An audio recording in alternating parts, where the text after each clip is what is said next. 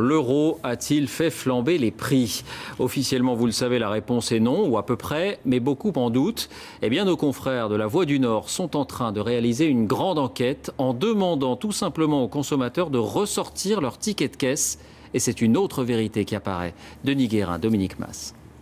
C'est une plongée dans la vie quotidienne, de la microéconomie.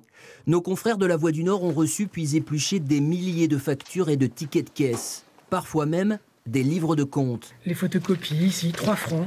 Photocopie 3 francs, l'an 2000. Oubliez les statistiques officielles, place au concret. Un même produit acheté par une même famille dans un même magasin et une courbe des prix établie sur 10 ans. C'est pas notre enquête qui va apprendre aux gens que les prix ont augmenté de manière générale. En revanche, nous, ce qu'on apporte, c'est sur tel ou tel produit marqué, bien déterminé, on leur montre qu'il y a une augmentation et on essaie de leur expliquer pourquoi.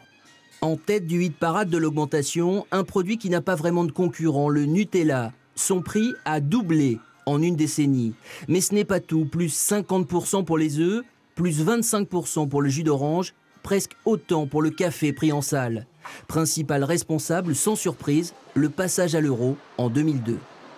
Depuis que c'est l'euro, et ça a doublé. Avant, on disait la foire à 10 francs, maintenant c'est la foire à 2 euros. Et 2 euros, c'est pas 10 francs.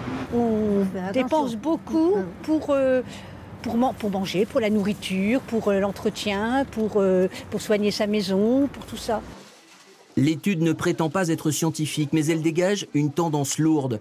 Pour 3/4 des produits testés, notamment les fruits et légumes, la hausse des prix est supérieure aux chiffres officiels de l'inflation. Le dossier de cette édition maintenant sur la